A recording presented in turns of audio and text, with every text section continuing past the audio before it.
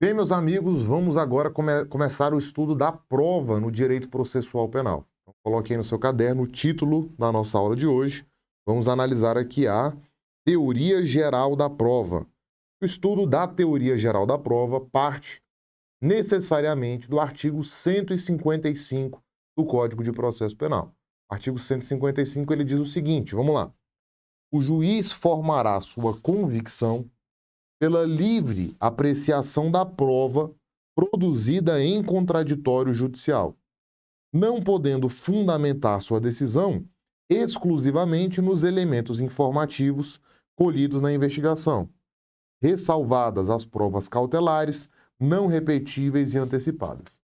Esse artigo aqui parece simples, parece ser algo que nós falaríamos sobre ele durante 2, 3 minutos e partiríamos para um próximo artigo, uma próxima análise, mas na verdade não.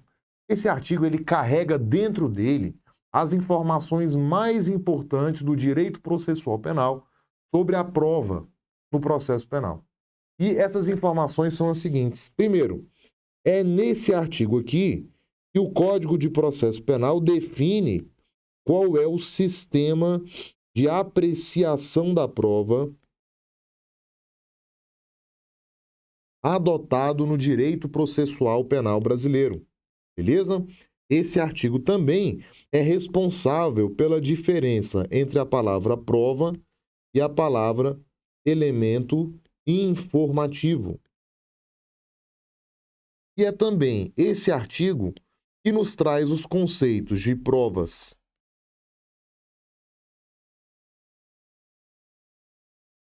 cautelares, não repetíveis e antecipadas. Esse artigo aqui, ele traz dentro dele essas três informações. O sistema de apreciação da prova adotado no processo penal brasileiro, a diferença entre prova e elemento informativo e a diferença entre provas cautelares, provas não repetíveis e provas antecipadas. Então agora nós vamos estudar cada uma dessas informações em detalhes, partindo, é claro, sempre da análise do artigo 155 do Código de Processo Penal. Beleza? Então vamos começar aqui com o estudo do sistema de apreciação da prova adotado no processo penal brasileiro. Então coloca aí no seu caderno, tópico de número 1, sistema de apreciação da prova. Pessoal, análise aqui do sistema de apreciação da prova. Alfama, o que é sistema de apreciação da prova? Nada mais é, o sistema de apreciação da prova nada mais é do que a relação que existe entre o juiz e a prova. A depender do sistema de apreciação da prova adotado, determinado ordenamento jurídico, o juiz ele vai ter mais liberdade para analisar as provas que são produzidas, ou ele estará mais preso a regras pré-estabelecidas de valoração da prova. Quer ver um exemplo? Pense aqui que em determinado processo, o Tício foi acusado de ter matado o Mévio, tá? Então, o Tício matou o Mévio. E aí, nesse processo, foram produzidas 5 provas testemunhais. São essas as únicas provas que nós temos no processo do Tício, a acusação de que Tício matou o Mévio. 5 testemunhas, tá bom? E nesse processo, 3 testemunhas prestaram seus depoimentos contra o Tício. E 2 testemunhas foram a favor do Tício. Ou seja, 3 testemunhas disseram que o Tício matou o Mévio e 2 testemunhas disseram que o Tício não matou o Mévio. Tá bom? Enfim, foi isso. E aí vem a pergunta. Se nós temos mais testemunhas contra o Tício, o juiz vai ser obrigado a condenar? Será que a lei diz que o juiz tem que dar o mesmo valor a cada prova testemunhal? Ou o juiz ele vai ter liberdade para dar credibilidade para a testemunha que ele entender que falou a verdade naquele processo? O juiz tem liberdade ou ele está preso a uma regra de valoração da prova? Isso quem determina é o sistema de apreciação da prova adotado em um país. Bom, então vamos agora estudar quais são os sistemas de apreciação da prova que existem e podem ser adotados nos ordenamentos jurídicos. Mas antes de mais nada, registre aí no seu caderno o que é esse sistema de apreciação da prova. Tá lá. O sistema de apreciação da prova determina como se dá a relação entre o juiz e as provas no processo penal. Ou seja, o sistema de apreciação da prova determina a forma como o juiz vai avaliar o conjunto de provas que lhe será apresentado na instrução criminal. A depender do sistema adotado, o julgador estará mais vinculado a regras pré-estabelecidas ou terá ou terá maior liberdade na valoração das provas apresentadas para formar sua convicção. Então, ou o juiz vai ter mais liberdade, ou ele estará mais preso a regras pré-estabelecidas de valoração da prova. E agora vamos estudar cada um dos sistemas de apreciação da prova que existem. Depois veremos qual foi o sistema adotado no Brasil, tá bom? Então, veja, são 3 os sistemas de apreciação da prova existentes, possíveis de serem adotados em um ordenamento jurídico.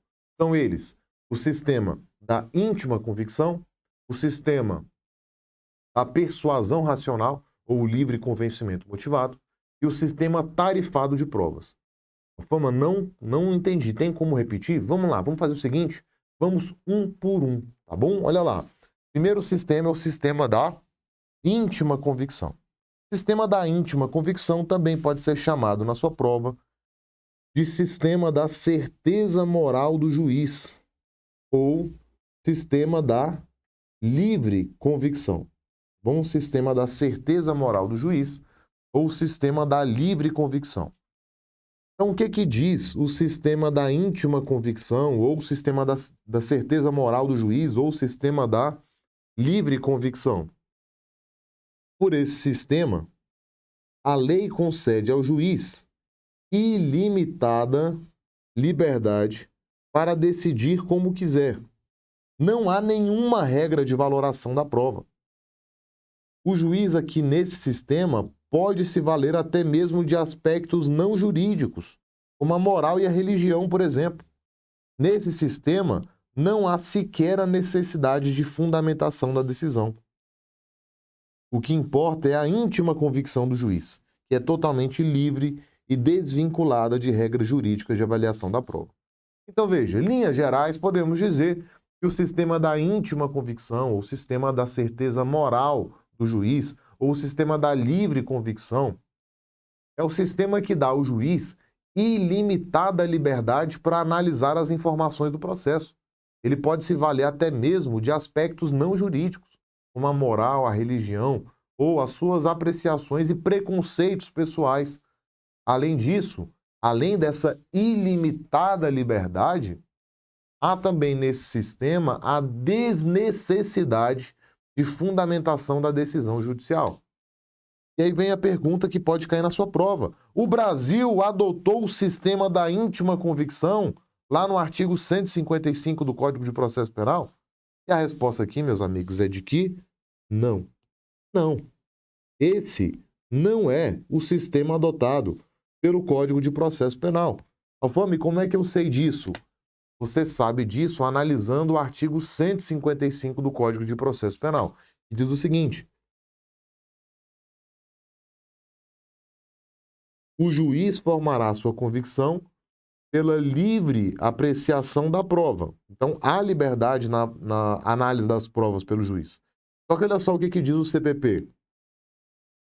Não podendo o juiz, não podendo fundamentar sua decisão exclusivamente nos elementos informativos da investigação. Veja, se o juiz não pode fundamentar sua decisão somente nos elementos informativos, isso significa que o Código de Processo Penal determina a fundamentação das decisões judiciais. O Código de Processo Penal determina a fundamentação das decisões judiciais. Ou seja, o Código de Processo Penal não adotou o sistema da íntima convicção, porque aqui nesse sistema não há necessidade de fundamentação. E no Código de Processo Penal, o CPP determina a fundamentação das decisões.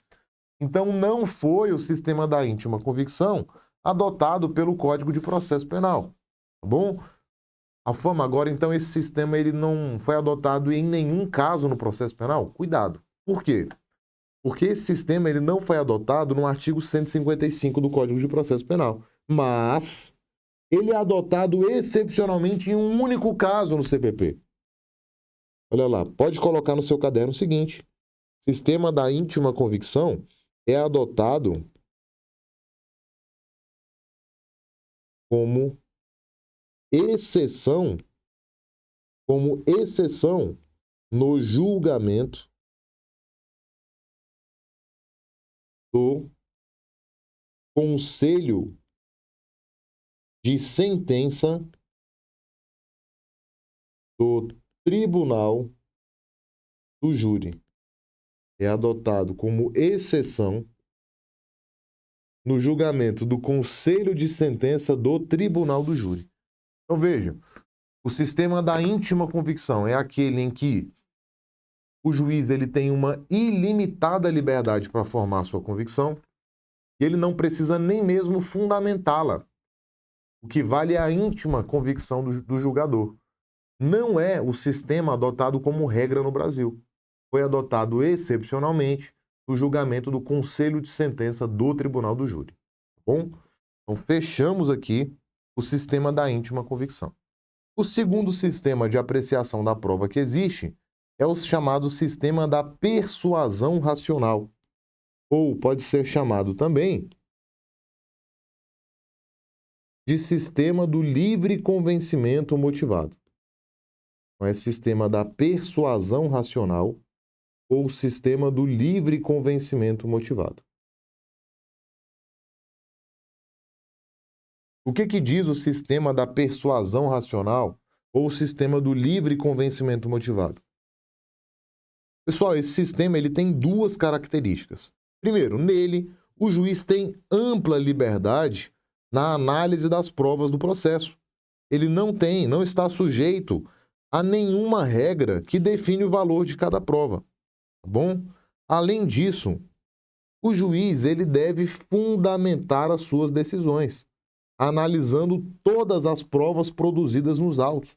Ou seja, no sistema da persuasão racional ou livre convencimento motivado, há um dever de valoração. O juiz ele tem que fundamentar sua decisão analisando todas as provas produzidas na instrução, ainda que para refutá-las.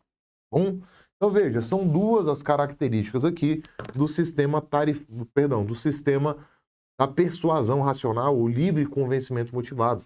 O juiz tem liberdade para analisar as provas, ele não está sujeito a uma regra que diz o valor de cada prova a ele, mas se de um lado ele tem liberdade, do outro há um dever de fundamentação. Ele é obrigado a fundamentar a sua decisão. Bom, e aí vem a pergunta: esse é o sistema adotado no Código de Processo Penal? Veja, lá no artigo 155, nós vimos que, de acordo com o Código de Processo Penal, o juiz formará sua convicção pela livre apreciação da prova. Então veja, aqui o juiz ele tem liberdade para analisar as provas, tá?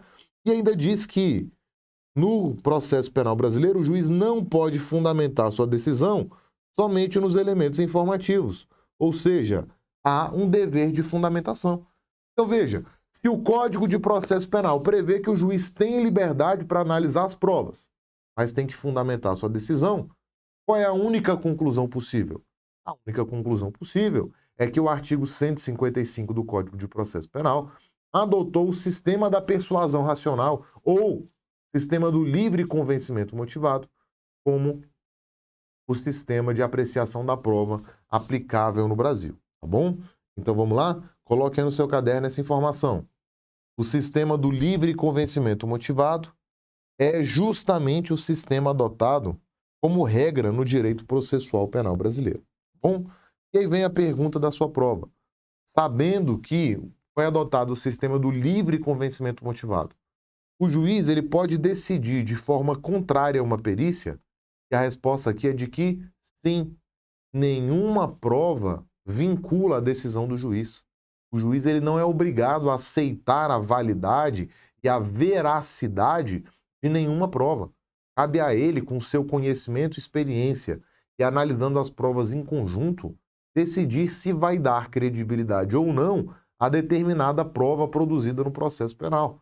Inclusive as perícias. O juiz pode decidir de forma contrária a uma perícia. Não há problema algum. Bom, então no seu caderno, coloque aí. O juiz pode decidir de forma contrária à conclusão de uma perícia? Resposta: sim, sim. Tá bom? De acordo com o Código de Processo Penal, o laudo pericial não vincula o juiz. Diz o CPP que o juiz não ficará adstrito ao laudo, podendo aceitá-lo ou rejeitá-lo no todo ou em parte. Beleza? Isso por conta do sistema do livre convencimento motivado ou sistema da persuasão racional, que dá liberdade ao juiz para analisar as provas e dar a cada prova a credibilidade que acha que deve ser dada de acordo com seu conhecimento, experiência e por uma análise em conjunto das provas produzidas naquele processo. Bem, então fechamos aqui os dois primeiros sistemas de apreciação da prova. O sistema da íntima convicção, ou livre convicção, ou o sistema da certeza moral do juiz. É aquele em que o juiz tem ilimitada liberdade para formar sua convicção e não precisa nem mesmo fundamentar sua decisão.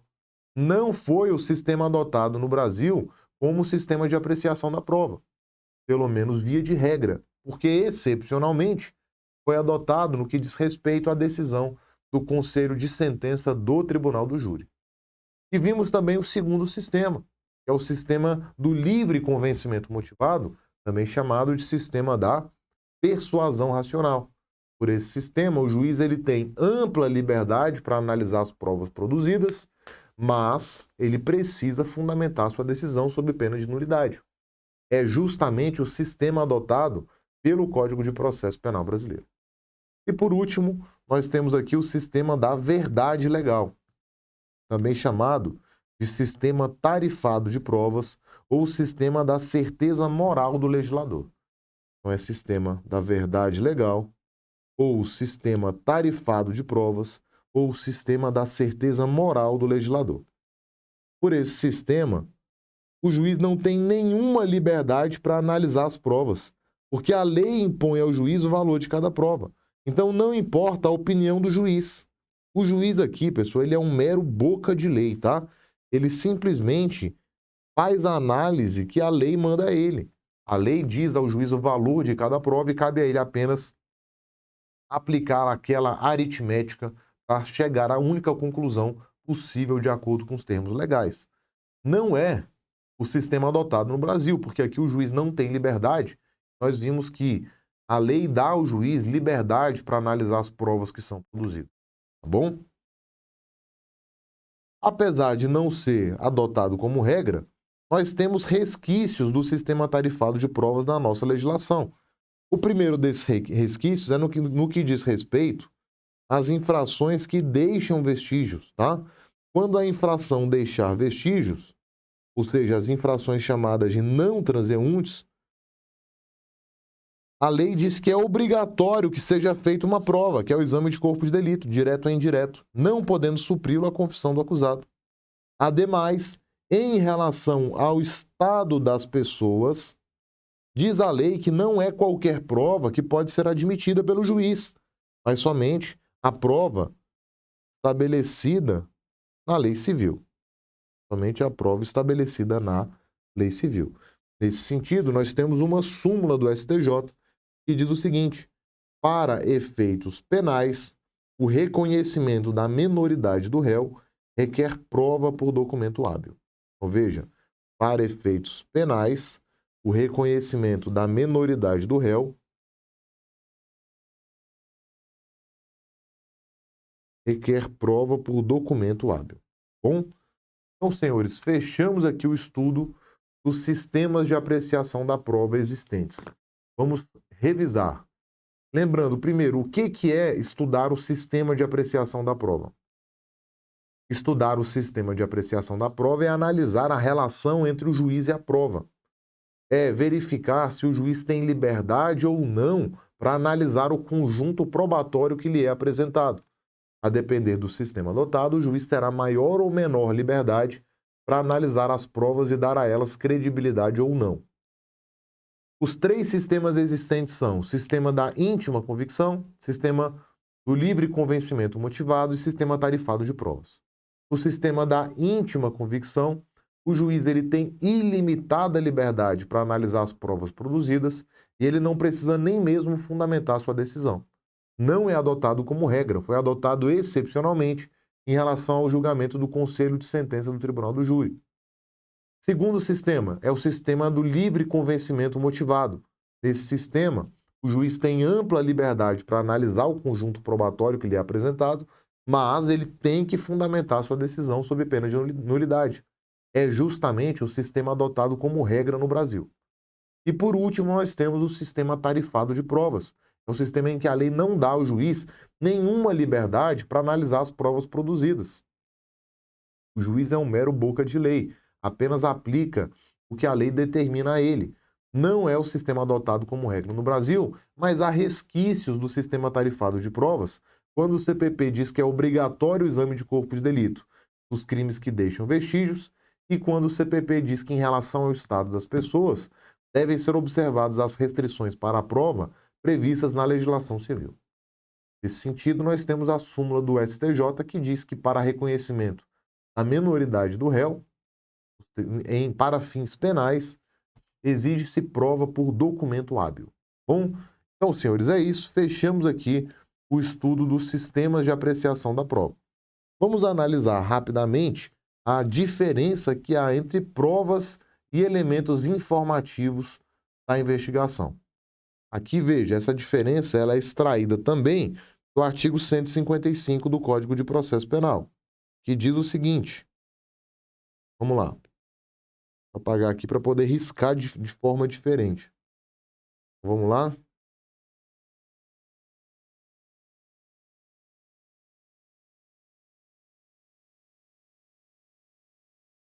Diz o artigo 155 que o juiz formará sua convicção pela livre apreciação da prova produzida em contraditório judicial, não podendo fundamentar sua decisão exclusivamente nos elementos informativos colhidos na investigação. Bom, então veja, a diferença entre a palavra prova e a palavra elementos informativos no direito processual penal? A resposta aqui é de que sim. Prova é informação sobre o crime produzida sob o crivo do contraditório. Já os elementos informativos são informações sobre o crime colhidos na investigação, ou seja, sem o crivo do contraditório. Bom, eu preparei aqui uma tabela para vocês com a diferença entre prova e elemento informativo. Prova é produzida em regra na fase judicial, com a finalidade de comprovar a veracidade de uma alegação. Há participação dialética das partes, ou seja, há contraditório e ampla defesa do acusado. Pelo princípio da identidade física do juiz, devem ser produzidas na presença do magistrado, e a finalidade é comprovar a veracidade de uma alegação. Já os elementos informativos, eles são colhidos na fase de investigação, fase em que não há participação dialética das partes. Também não há contraditório e ampla defesa. E aqui o juiz, em regra, não intervém na fase de investigação, salvo para situações em que há necessidade de autorização judicial, as cláusulas de reserva e jurisdição. E a finalidade dos elementos informativos é a de fundamentar medidas cautelares e auxiliar na formação da opinião delite. Bem, então, senhores, vamos para um breve intervalo e já voltamos.